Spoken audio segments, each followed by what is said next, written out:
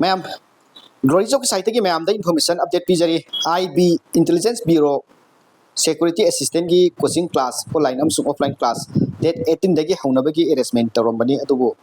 timing द खुदोंचादब खरा लेबदगी डेट 25 अगस्त दगी हौरगनी क्लास टाइमिंग से मैम द अपडेट पीजरी 4:30 to 5:20 क्लास अमा अदुगा 6:10 दगी 7 PM होबा क्लास अमा 7 PM दगी 8 PM क्लास अमा हाइरिबा सब्जेक्ट अहुम से क्लास तौगनी रीजनिंग इंग्लिश मैथ्स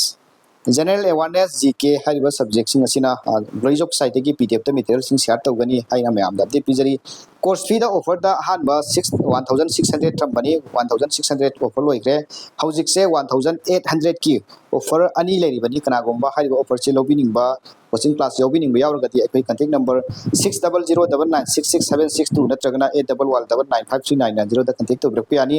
ऑफर से लोइगिबगा 2300 ओइगदैनि क मसीदा ममांग द हंखिबा हंगपो याबा क्वेश्चन आंसर याम फजन ग्लोरी जॉब साइट की अरेंजमेंट तौबने मसी IB सिक्योरिटी की बुक ओइगदैनि सिक्योरिटी असिस्टेंट की को सुमाइनि याम फजना मसीदा वेल क्वालिफाइड ओवर जासिन ममांग द हंखिबा हंगपो याब क्वेश्चन आंसर याम फजन डिस्कस तौगनी मसीना अखनबा बुक नि ग्लोरी जॉब साइट की अरेंजमेंट तौबा नेक्स्ट बुक सिदैदा IB intelligence bureau solve paper सुमाइ लेरेको मैम सिदै यंगबिरो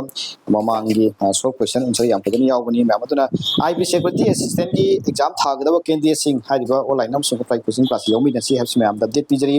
मसीदा ताकपीगदबा ओजासिंग की ममिंग मैम द अपडेट पीजरी मसी शेयर सु हाना तौक्रबनी पी हेरोजेट इंग्लिश ताकपीगनी महाक से वेल क्वालिफाइड ओजानी तिंगन थोइसनु महाक न रीजनिंग क्लास ताकपीगनी मेगा महाक न मैथ्स ताकपीगनी मसीदा मागी कोर्स फी 1600 से ऑफर लोइक्रबनी मैम 1800 ऑफर लेरी असी ऑफर से लोइबगा 2800 ओइगदोइनी अखोगी location new Chekon near traffic point Manipur के ओइना पोस्ट 39 पोस्ट नि ऑल इंडिया के ओइना 4987 पोस्ट ओइगदोइनी 30 to 35 days ओइगदोइनी मैम अदुना अखोगी क्लास तौगदोरिबा मफम सि मैम द शो तौजरी हौजौजिकसु अखोगी क्लास तौरी मैम द कैमरा द शो तौजगे ना कैमरा खिलगा मैम द शो तौइबा मसी लाइव ओइना सु मैम द संगलगा अपडेट तौजगे हौजौजि क्लास से तौरिबनी मसिना MTS CRE multitasking staff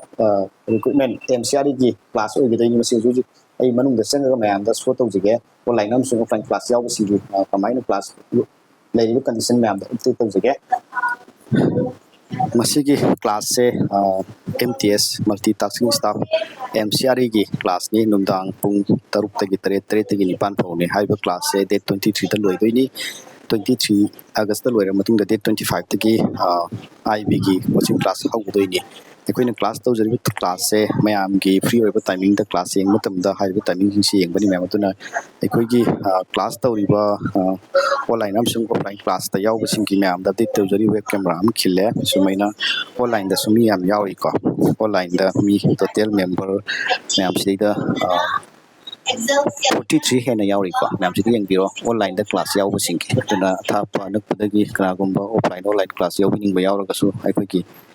contact number 6009966762 नत्रगना 8119539990 द कांटेक्ट तौरप यानी कोर्स फी याम होंगना मैम गिदमक 1800 ऑफर अनि लेरिबनी हारिबो ऑफर से लोइत्रगदी 2300 ओइगदोइनी मैम अखोइ फ्री द लेबेगी महत्ता अखोइ कोर्स फी याम बनते अंदुना अखोइ कोचिंग क्लास योमिनरगा IB सिक्योरिटी असिस्टेंट की एग्जाम माइ पाकना थमिनसी हैब्स मैम द पिजरी अखोइ कांटेक्ट नंबर 6009966762 नत्रगना 8119539990